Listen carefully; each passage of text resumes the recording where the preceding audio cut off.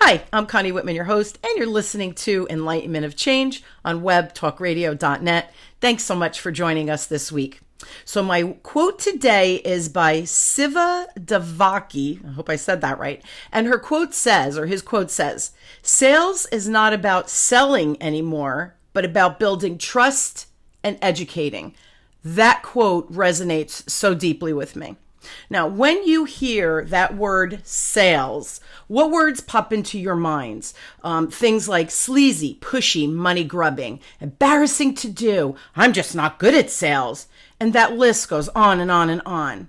Why does the word sales just generate such a strong response and get such a bad rap? Old-time sales are dead, and that to me is a really good thing. Sales are a necessary part of any business to thrive and survive. Tools and strategies that work are a must when meeting and discussing different products and services to your existing and hopefully potential clients. So do not fear. You know I have help here today. And my guest is my awesome friend, LoriAnne Reeves. And we're going to discuss her new book, which I'm very excited to share with you. It's called The Easy Ask, Make More Money, Having Simple Sales Conversations. Now, in her book, she unravels the psychology behind sales that may be getting in your way of having the financial and or business success that you've been looking for. Now, LoriAnne is a sales and business strategist, professional psychotherapist, speaker and writer, and premier success coach. Now, businesses and entrepreneurs hire LoriAnne to connect, capture, and close business by working with them to sell confidently and with authority. As an entrepreneur herself for over 20 years, LoriAnne helps her clients understand how a business model, sales, and marketing plans all have to align and work together for growth, profit, and sustainability within the business. So please help me welcome, I think, back for the third time, my awesome friend LoriAnne. So LoriAnne, thank you so much for taking the time today. Oh, Connie, I'm really glad to be here. And I actually think it's the fourth time. It's sad. Time just seems to fly and get away from us, which, that's life, right? We're life in the fast lane. So we are. Yeah. And LoriAnne and I, we both have a love for sales. And for us, it's not any of those words that I used in my intro, right? Sleazy and slimy. And we feel that sales is a necessary part for every business to really not even survive.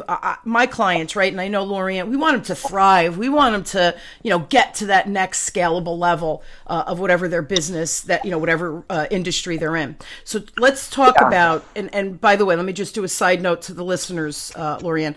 I do highly recommend you go back and listen to my other shows with LoriAnne. We talk a lot about the psychology of why sales as the salesperson kind of gets stuck, but also you have to understand the psychology of the prospect or the client so that we can meld and merge our conversations properly. So I really highly recommend go back and listen to those episodes. Today, I do want to do a deep dive about her book, which is almost a toolkit for them, for anybody who's in sales. So tell me the story behind the book. How did it all come to be?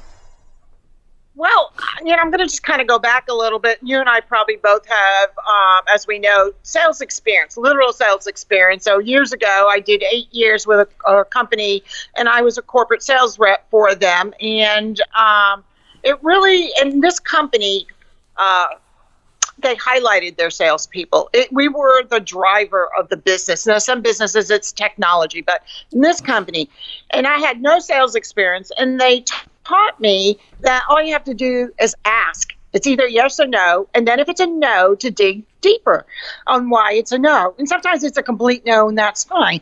But what I was shocked at after spending 17 years having a private practice as a professional psychotherapist and consulting, I retooled myself, and I'm in this business, and I go to an event. I go to this event, and I'm sitting there, and it's a 3-day event for entrepreneurs, and they're all crying because they're not making money. They're going to the mic, and no one's talking about sales. And I was blown away.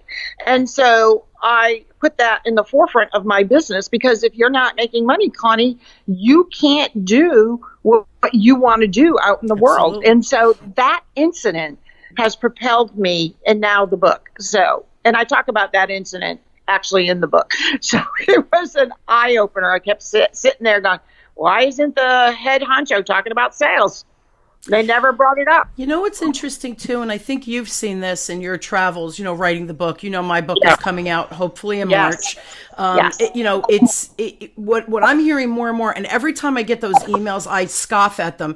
You don't have to sell. Follow our process, and I my think God. to myself, but it's not. It's such a fallacy, because And it's such a disservice to the truly people. is. It Reading truly that. is. And I think the cool thing about our discussion and about your book is that selling isn't a bad thing. If No. you have the finesse and the professionalism and Yeah. the care of the client comes Absolutely. first, not just the dollar signs. Selling is a beautiful thing, because you're It an absolutely educator, is. right? We become, Yes. LoriAnne, I feel like I'm a teacher when I'm in front of my clients, not a salesperson. So Right. I agree. And I'm not shocked by your experience at the event, Yeah. but there's more and more hype about, well, you don't have to sell a thing and make Right. $1 million. It's a load of garbage. It doesn't work that And way. it is a load of garbage. And those messages are really being sent out to more and more professional women entrepreneurs. And, Yes. and that is hurting us making money and coming to the table to be able to negotiate anything, whether it's a sale or hiring someone, Absolutely. because you are believing something that's a falsehood. It's unbelievable. And it's not fair. So It's not fair, and it's sad. It's sad. Yeah. So we're here to educate, because that's what Yes. we do. Yes, absolutely. So I love for my listeners to hear success stories. So share the most successful person you've worked with that used the framework within the book, because then it becomes tangible for the listeners, LoriAnne. So can you give us an example? Absolutely. So I'm actually going to give you two. One is a solo entrepreneur, and then a company I worked with. So my solo entrepreneur, I met her at a networking event, typical thing. I said I help clients make more money. She goes, "Oh, I need you."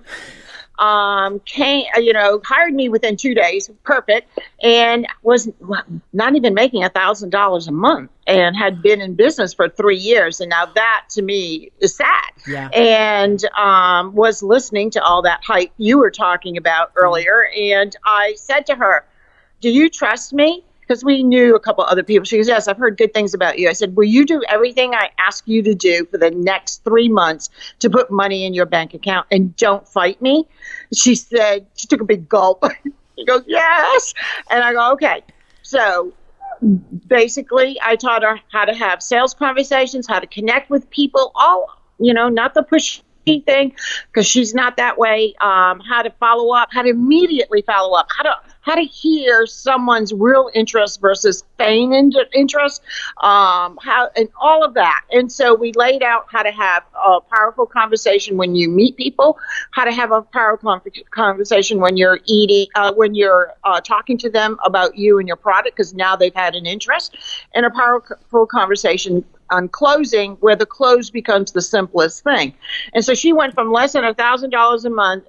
On month 3, she had brought in $9,000. Wow. She must have been thrilled. She was. And I got an email from her the other day. She's in, I have a program for clients that have been with me for a while, and it's a group program, because they don't want to let go, but they don't need that intensive one-on-one. Yeah. So she emailed me the other day to tell me that she's up to $15,000 a month. Oh, that's unbelievable. So exciting. For her, Yes. that's wonderful. Yes. Yeah. Okay, so so let me just comment on that. First of all, she could have remained stuck. Yes. And listening to the nonsense of you don't have to sell you have to ask for business. People aren't just going to say, "Hey, LoriAnne, heard great things about you. I want to hire you." That's, nobody's knocking on your door. That's ridiculous. And if you try to remain invisible, you're going to remain invisible. So your tools to bring her from 1,000 now up to 15,000. It's really, and what? How long did it take her to get to the 15,000? A few months.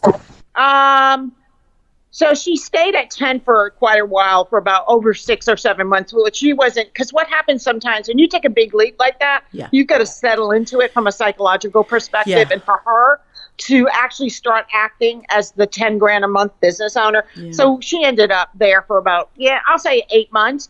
And I'd say after 8 months, that 15 grand, and she's got a business, unless she's willing to really change her model, which she hasn't been willing to do, it's going to cap at about 20,000 a month. And I think where she's in her life, she's okay with that. She does, because of her lifestyle. Her husband is chronically ill. So we're kind of building this on 20 to 25 hours a week. So that's the other piece your people need to hear. That again, remarkable, because, and It's funny, you and I, before we started the recording, we had a death in the family, you had shoulder problem, and life says to us, stop. Here's another priority, but you still have the bills coming in. So how do we balance all that? You have to make a decision as to what your values are and what's going to align with that. So good for her that with her lifestyle, and I'm sorry, $20,000 to $25,000 a month, that is nothing to scoff at. That's a wonderful income. It's her freedom number. It says she can pay her bills, invest in herself, and still save money and still travel a little bit. Wonderful. It's wonderful. Pay her taxes and everything. Sure, it's a wonderful life. Now, you said you had a corporate client, so that's my world. I did. Share that with me. I had a team of salespeople with a tech company, and they always sold on their technology. Well, the thing about technology, it changes so quickly, and I mean, they were keeping up, but they were selling based on expertise. And not on sales agility also. So more of that work was how to read their prospects, how to talk to their clients for renewals. And so it was all around the psychology piece, because technology, I know some technology, but I never worked in a tech company. But the idea, so that took a little bit longer, because there's mostly men, and for them to take this on and to really say it was important, because I had to keep telling them, if you're just an expert and that's what they're relying on, why aren't your sales higher? It's true. That's right. You're missing a piece of the puzzle. You're missing a piece, and you're missing the human experience in sales. That's right. We did a lot. I spent over 6 months with them, probably almost a year, and the ones that got it doubled their monthly sales, and their commissions skyrocketed. So then they were a believer. Yeah, this is another funny thing. And I do, and hey guys, we're not bashing the men, because I love working with men. I love working with men. Me too. Yeah, I love that opposite perspective, right, from the female to the male. So to me, I embrace all of my male relationships in business. But it's funny because men, I think, are more pragmatic versus the psychology end of it. And when we're talking to humans, there's an absolute psychological piece, component, connection. It's not tangible. And I think men just have a little bit harder time, and that's just because of the wiring, right? Men are truly wired differently than us. It is about the wiring. And here's the thing, there's so many, I don't know if you're reading some of these articles, but I've read a few articles lately about how AI is going to even change the future of work. But the flip side of that they're talking about is they're going to need more people that can teach workers and employees and employers how to handle the human experience while we make technology one of the greatest sources of employment. And so it's got to be a balance. You can never take it away, no matter how, until we transform into not having a body and a brain and emotions, you've got to have the human experience no matter how much technology you bring in. And it's funny that you say that, because my clients often say, as more technology comes, no matter what the industry is, so they're doing more like a bank, they do these things called TCRs. It can process the money so you don't need a human. So we have one less teller, right, at the bank side. And they're like, we're gonna be out of business. We're not. And I said, well, think about that for a second. People still have questions that a robot or in that case, like a TCR, cannot respond. So people, when we're talking about money, when we're talking about health, when we're talking about anything we purchase, sometimes you need someone to speak with. We have to have the human component. You cannot eliminate that. So I laugh when people think that like the robots are taking over. No, they're not. They can't. They can't. They absolutely can't. And we will not see that in our lifetime. That's true. That's true. Maybe the Jetsons day, right? They right. 200 years from now, 100 years from now. Yeah, exactly. But not now. Mm-mm. So now the book's out. People are reading it. What feedback are you getting, like the most talked about for you? Feedback. What topic? I think the thing that comes back is how I've been able to tie the psychology piece and make it practical. Like, I talk a lot about being agile in a conversation. Like, what are the components? When you hear this, what are they really telling you? So it's giving people a little bit concreteness around something that's intangible. Sure. And it's mostly about understanding. So the other feedback is it's just a conversation. Why have I made it more than just a conversation? I'm in service to a client, a potential client. All I'm doing is becoming a problem solver. And we have discussed this before, and how to move the conversation along from a human experience, really. Those are the key things that have come back to me. And it's funny, before you were saying the no's, right? Dig a little deeper. And sometimes the no is because the timing isn't right. And then I know it's funny because, I get people who are sending me, HR this and HR that. I'm a small operation, right? So I don't have 100 employees that I would need an HR component. But I email them all the time saying, hey, listen, I'm in growth mode. This is the situation. Because I'm in sales, right? I don't want to waste people's time because I think that's unfair. So I say, listen, I am not ready for you now. If you want to follow up in the new year, it's an email. I'm happy to, and I will respond to you, and I'll let you know what my growth pattern is, but I don't need you right now. And the response I get is, thank you so much for that feedback. I would love to follow up with you. Thanks so much. Lots of luck on your scaling or whatever it is. So it helps people when you say, maybe I kind of like you. Now's not the time. So sometimes the no has nothing to do with you or your product or service. It's just the timing is off. And I think we take things so personally. We do. I have to tell you another story because it happened this year. So there's a couple conferences I actually work at, and they're lead generation for me. It's either a sponsorship or I actually do 15 minutes worth of coaching at the conference, and I follow up, and that's how I get some of my clients. So this woman sits down this year, and you know what conference I'm talking about, she says, she pulls her credit card out and she goes, I'm here to hire you. Now, I don't remember her. I don't know anything. And I go, really? This is great. But tell me more. I want her credit card, but, I'm kind of what's going on. And she says to me, 2 years ago, I sat down. You told me about my business. You said this was going to happen if I didn't do 1, 2, and 3. I got so pissed off. I walked away, but I was on your email list, and I saw you pop up again. And I booked the appointment because you were right. So I am here to hire you. And she's been with me since October of 2019. And she's doing phenomenal. She's doubling her business this year in 2020 because all the groundwork we put through and how to talk to her clients and how to use the conventions she goes to increase lead generation. I mean, all it is a conversation for her to these people. She would take months to follow up, because she was afraid. Fear. That word fear. We're so afraid. I think sometimes we're afraid of the success that we might have, or that Yeah. fear of, and it could really be, like I said before, that fear of rejection. People Right. say no to you. It has nothing to do with you. It really Right. doesn't. Well, maybe it You does know, if I you're had a jerk. a coach that said to me, "Get over yourself, LoriAnne," in the beginning, because it's not about you. It's not about Get over you. yourself. It's So true. true. But the other thing I was gonna that you said, people are afraid of success. Actually, people, I think they're not as much afraid of success and getting big money. Well, I think what they're afraid of is what's on the other side of that. Can I handle it being bigger? My bigger version of me. Will true. I get rejected? Will my husband, wife still love me? Will I have to let go of people in my life, because that's going to change you in a good way? But sometimes people want to hold you back. So I find that a lot of my clients, they want success, but it's what on the other side of Agree. success that they're not sure they can handle. So they hold themselves back. Agree. It's funny you say that, because that was me early on in my business.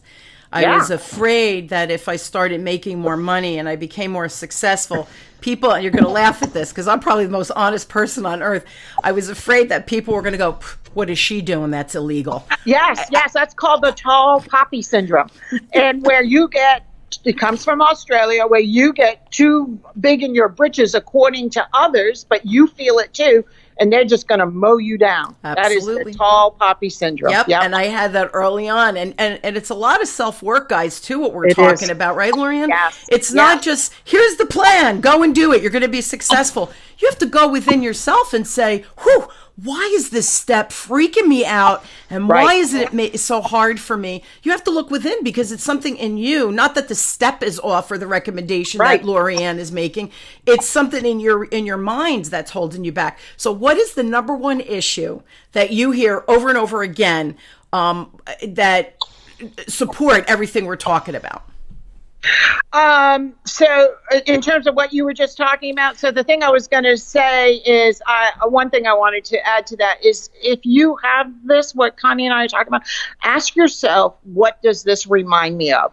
And it's going to probably bring you back to somebody in your family, a friend, or something. And that's what you're responding to, not the sales situation.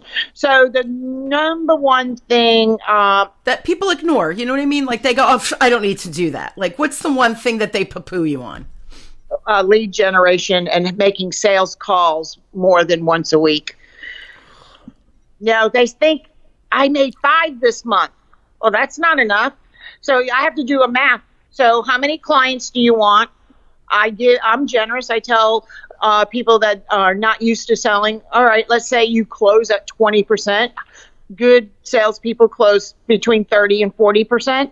And it depends on the industry. It's not concrete, but, and then I do the math. So if you want 10 clients a month, you've got to talk to 200 people a month. You've got to actually get 100 people on a month to talk to physically talk to you on the phone, Zoom.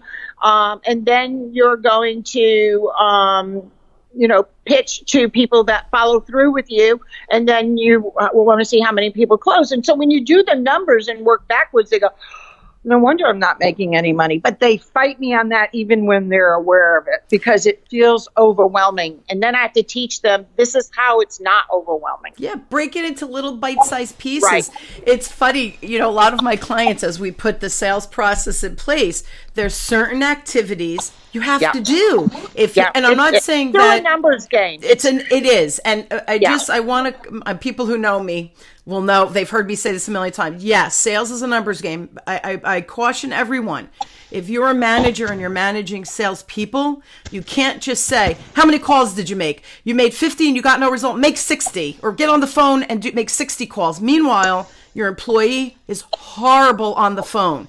You've just not only helped them fail bigger, but you've beaten down their confidence. So be careful. Yes, we want absolutely. activity, but we need to have quality activity. So any coaches out there, if you're coaching people, you really have to look at the behaviors, because the behaviors drive the number. I'm saying dollar results. Behaviors. Right. And it depends, if you're a coach, it actually depends what you're coaching about. And so maybe their number's not as high because you can find 10 quality people in a month to talk to. And if you get 2 new clients a month or 1, if you've already established by independent how much the package is, 12 people a year might be good for somebody if they've got a high-end package. So Sure. there's a lot of ifs around this, depending on what you do. Yes, but quality, and that's why the book I think is helpful, LoriAnne, because it's that step-by-step plan. So you can't move on to, so to speak, step 2 until you get really good at step 1. Yes, you have to practice everything, but you have to really dig in and get good at educating, because maybe your presentation skills aren't on par, or maybe you're not asking the right combination of questions, not following up on leads. All of those things are habits that have to be quality driven. So now, next question. Give us a story where a sales leader was able to apply the concepts of your book. Like the woman, give me a concept, how they applied it, and what was the tangible result. Okay? Oh, okay. So, okay. So I had 3 pop up, and I go, no, I want to tell this one. You know how that goes. I do. All right. So this organization, actually wanted to bring in more women sales representatives. Okay, they were heavily male. It was more of a blue collar type organization in terms of what they gave out there. And so they were trying to train the women like the men. And so one of the things we had to do is how to teach the leader to be agile around leadership and to find the right leadership style around sales. Because he was a sales manager, and how to lead his team, whether not just from a male perspective, but from also a balance of the women in the organization. And so what we actually did was practice with him, like took a problem, a real life problem. They wanted to get this account, and more than one person was working on this account. And we applied a lot of the sales leadership tools and techniques that I use with that real world thing. And I worked with them for 6 months until they got the account. Literally, who did you talk to? Who did you follow? How did you have this conversation? What else could you have said? And help them integrate their combination Salesforce also. But I really worked with him more than the team. And it really made a difference. Like when he bolted psychologically from a meeting, I would sit in a meeting and I could tell he didn't attend to something that he should have attended from a sales leadership perspective. So all of that really made a difference, and they got the account and they increased their sales over those 6 months 15%, which in a company is big. It's huge. That's huge. It's funny because, the sales leadership, I could be great at sales as the individual. Now you put me into a leadership, but my communication skills to teach someone to do, because you can't become me, but how can I take my skills, my set or the steps, and have you put your personality? There's finesse with that. So sales, being good at sales and being good at sales leadership are two really very, very different skills. Very much so. And, so I was hired because one of the talks I give is a work colleague to work boss. And so they're so used to being part of the sales team and how to make that transition. So part of this guy hadn't been in his job that long, and he was still acting like a colleague half the time. And then when he would act like the leader, he got blowback from the team. So it was a really interesting. So one of the things that most people don't realize when they hire from the outside is that skills and techniques are great, but they really have to be applied to real world context. And so when I work with a company, I always ask them, what's a problem you have to solve in 4 weeks, 8 weeks, or 3 months? And then we actually take those tools and apply it. So I'm not only teaching the skills, we're solving a problem for them. And I think that's why I'm asking you for these tangible stories, because you talk about, here's my steps, which is great. You have to understand the methodology, but the application, you have to take the methodology and be able to weave it into whatever the situation is, whatever your product flow is, whatever conversations, where you get your leads from. There's effort and there's a finesse to that, and that's what we were talking about on the onset. Now, what's the difference? We keep talking, and I think it's important because you and I can help entrepreneurs and we can help corporations, right? So it's in our wheelhouse of what we do. Share with everybody what you have found the difference between the entrepreneur versus that corporate, entourage kind of thing. Okay, so with entrepreneurs, it's kind of some of the things we're talking about at the beginning. They're believing they don't have to sell as long as, because someone needs their product or their service, and it's sleazy and all that. And they're really stuck into not understanding the minute you start your business, you're the salesperson first. Absolutely. And they don't like that. Yep. Especially coaches and consultants. They balk at me at that. They really give me a hard time around that until I show them once you have the income coming in, then you have a system that doesn't have to be front and center, 8 hours a day. Yeah. But at the beginning, that is your job. And if you own a business, it's your responsibility to make it work. And and there's a disconnect with entrepreneurs around that, that I'll just open a business so I can have control over my hours. That's the biggest fallacy. Right. And there's so many things around entrepreneurs that actually need the most help, but they are the ones that fight, that don't want that help. So that's the other thing. When it comes to corporations that can't see outside of themselves, right? And they get into these habits and routines, and there are a lot of rules and layers around corporations that can get them stuck in what they're not seeing. And someone that comes in from the outside can, especially having a strategy day with the managers on what they want to do and where they feel they're stuck, and having conversations with everyone as an evaluation, then that person, someone like you or I, can kind of see what they're missing because they're blind to the situation. Absolutely.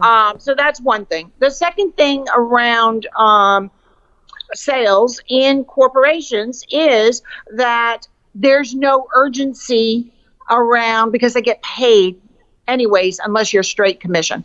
Now, if you're straight commission, you have urgency. If you're not straight commission, a lot of corporates, people don't. They're on either salary and a bonus quarterly or once a year. So their urgency is not there a lot of times with salespeople. And so how to have urgency within the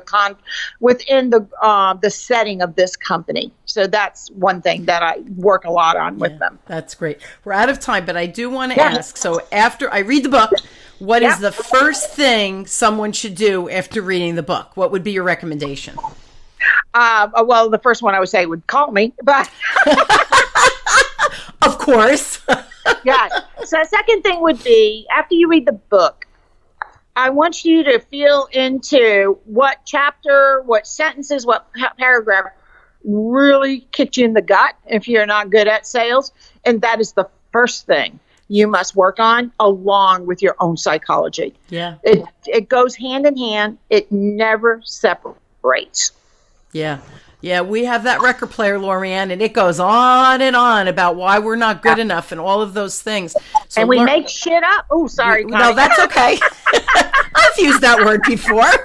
Yes, and we make stuff up about why we're not successful. And that has to do with your own stuff. Yeah. And you cannot exclude yourself from this, anything about you or your business or who you work with and all that. So, absolutely. Yes. Absolutely. I love it. So I do highly recommend buying the book, of course. So the book is called, I will tell you one more time, I'm trying to find it, The Easy Ask, Make More Money Having Simple Sales Conversations. And guys, that's it. It's a conversation. And LoriAnne teaches you how to have those simple conversations. And you said it before, I kind of chuckled because when I do my sales stuff, I always say, asking for the business should be the easiest piece of the puzzle because you've done all of the work before. Then you're just I know it. Give me a credit card or the easy ask. sign if you here. Do everything else. Just ask. Exactly. So we're all crazy. That's part of the situation, guys. If you do want more information or do want to get the book, please you could go to LoriAnne. By the way, it's on Amazon, so that's number one. You could go to LoriAnne's website. It's LoriAnneReeves.com, but I want to spell it. It's LoriAnneReeves, like Victor, es.com.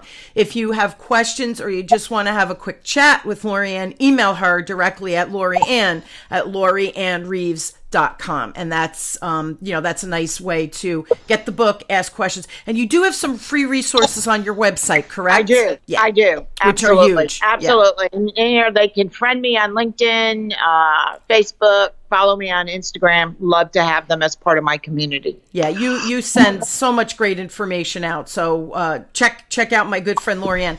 Hey guys, if you still want to get your free communication style assessment, which is a beautiful partner, especially to our conversation today about sales, you have to understand how you're communicating and understand how others communicate their kind of internal wiring to be able to shift and modify. It's part of that psychological component.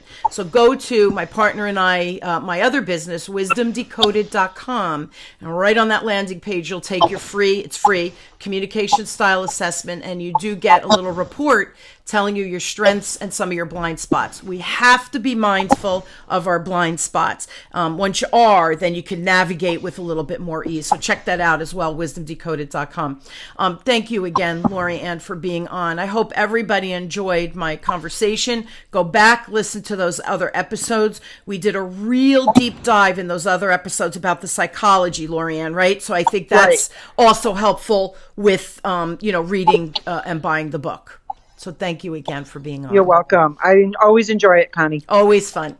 And I hope you guys will join me weekly as we question, build, and discover together that no matter what change you're trying to create in your life, it's so much easier than you often think. And I hope the tools and my guests that I bring to the show help you navigate, again, whatever change you're looking for.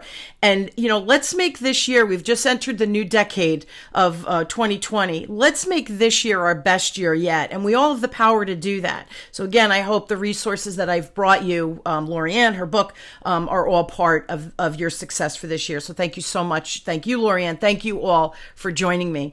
You've been listening to Enlightenment of Change with me, your host, Connie Whitman, on webtalkradio.net. I really hope you all have an inspired week, and think about, especially entrepreneurs and my organizational sales teams, think about what do you need to change to create those more dynamic conversations so you too can do the easy ask. Take care, everybody. Thanks so much.